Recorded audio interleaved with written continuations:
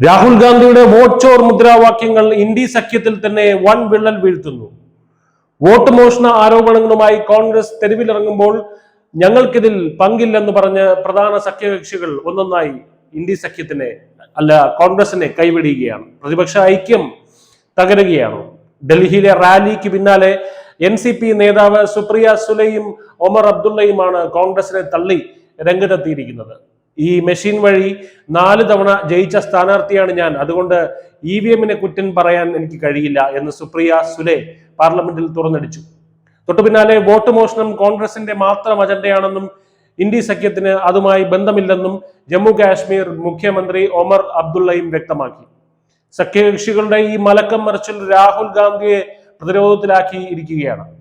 തുടർച്ചയായ തെരഞ്ഞെടുപ്പ് തോൽവികൾക്ക് ന്യായീകരണം കണ്ടെത്താൻ EVM-നെയും തെരഞ്ഞെടുപ്പ് കമ്മീഷനെയും പഴിചാരുന്ന കോൺഗ്രസ് തന്ത്രമാണ് ഇവിടെ പാളുന്നത്. കർണാടകയിലും തെലങ്കാനയിലും ജയിച്ചപ്പോൾ EVM-ഉം തെരഞ്ഞെടുപ്പ് കമ്മീഷനും മികച്ചതായിരുന്നു. തോൽക്കുമ്പോൾ മാത്രം ഇവർക്ക് മെഷീനും കമ്മീഷനും ചതിയനാകുന്നത് എങ്ങനെയാണെന്ന് ബോധവും വിവരവും ഉള്ളവർ കോൺഗ്രസ് നേതാക്കളോട് ചോദിക്കുമ്പോൾ ഇവർക്ക് ഉത്തരമില്ല. 1952-ൽ അംബേദ്കറെ പോലും തോൽപ്പിച്ച വോട്ട് കൊള്ളയുടെ ചരിത്രം കോൺഗ്രസിനാണെന്ന് കേന്ദ്രമന്ത്രി ഗിരിരാജ് സിംഗും CT രവിയും തിരിച്ചടിച്ചു. സ്വന്തം സഖ്യകക്ഷികൾ പോലും വിശ്വസിക്കാത്ത ആരോപണങ്ങളുമായി രാഹുൽ ഗാന്ധി ഒറ്റപ്പെടുകയാണ്. ബദലായിട്ടുള്ള നയങ്ങളിൽ ഊന്നിക്കൊണ്ട് ഒരു വിഷണറി രാഷ്ട്രീയം മുന്നോട്ട് വയ്ക്കുന്നതിന് പകരം മെഷീനുകളെയും ഭരണഘടനാ സ്ഥാപനങ്ങളെയും പഴിചാരുന്ന ഈ രീതി ഇന്ത്യ സഖ്യത്തിന്റെ അന്ത്യത്തിന് തന്നെ തുടക്കമാകുമോ? കാത്തിരുന്ന് കാണാം. News desk news India.